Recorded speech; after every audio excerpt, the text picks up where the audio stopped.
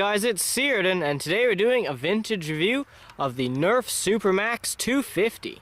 So the SuperMAXX 250 was released in 1998, and it's one of the newer SuperMAXX blasters, and it is a Nerf branded SuperMAXX blaster, because originally SuperMAXX blasters were just made by Larami and they were just SuperMAXX, but now they're Nerf SuperMAXX because Hasbro took them over and that's just what they did.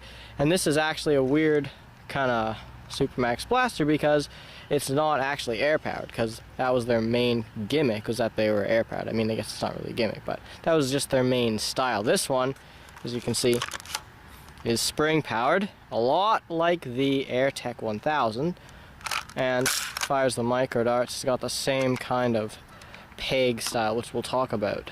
So the SuperMAXX 250 fires the vintage micro darts here, which have a reasonable fit onto the pegs here.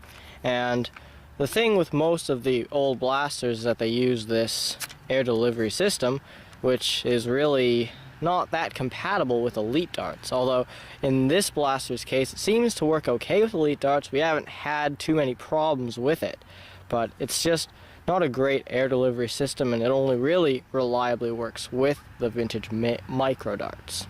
So in case you couldn't tell, it's got 4 dart capacity on the front here, and the barrel does rotate on every trigger pull, which is nice. The handle is sort of small and not the most comfortable, but it's not too bad. The trigger is kind of weird just because of the way they designed it, but it works. The prime, as you can see, is pretty okay, and we will see how far it shoots in our range test now. Hey guys, it's Tom, and today we're here at the range test the vintage SuperMAXX 250. So we're just going to be using its stock micro darts, and for once we don't have to use Busby darts as a substitute. These are the real micro darts. Anyways, starting off with flat shots, let's go.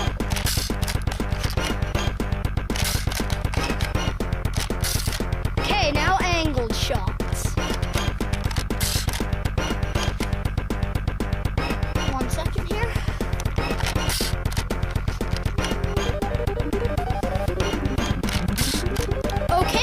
Shooting the darts, now let's check the ranges. Our first shot here is at about 20 feet, but it's probably just not the best condition vintage micro. The next shot's at about 27 feet, then we have 2 around 29 feet, and 2, our last 2 actually, around 32 feet. Okay, that's it for shooting vintage micro darts. Now we're going to shoot elite darts. Now we're shooting the SuperMAXX 250 with elite darts. Yes, we're shooting a gun with secret style air deliveries. By secret style, we mean the same ones that the secret shot has. And we all know what happens when you put elite darts on those. But this is actually works with elite darts, so we're going to be shooting them. Starting off with flat shots, let's go.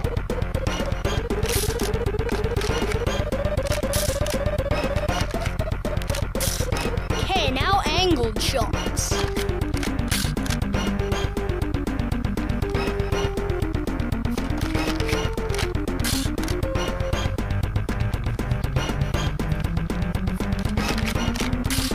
Okay, that's it for shooting the darts. Now let's check the ranges. Our first shot here is at 28 feet. Then we have one at 29 feet, one at about 31 feet, and up here we have 2 around 36 and 37 feet, and our last shot is at about 42 feet.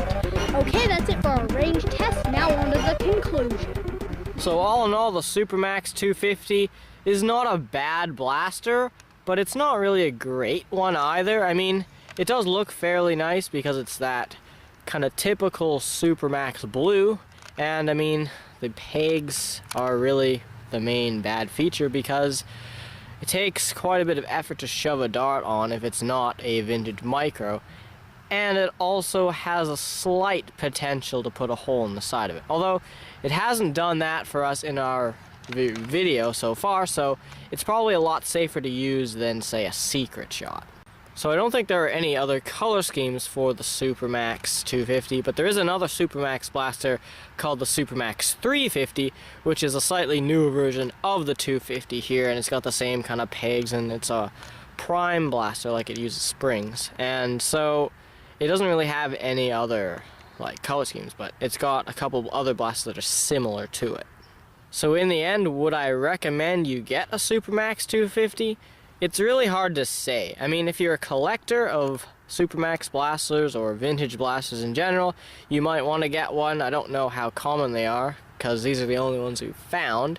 And I mean, it's not a great blaster for war use. It's an okay blaster for just shooting around and having fun with, although, I mean, you can't really use every kind of dart because of those pegs over there. Yeah, I'm talking about you, pegs. So in the end, the SuperMAXX 250 is not a bad blaster, it's just not really war practical.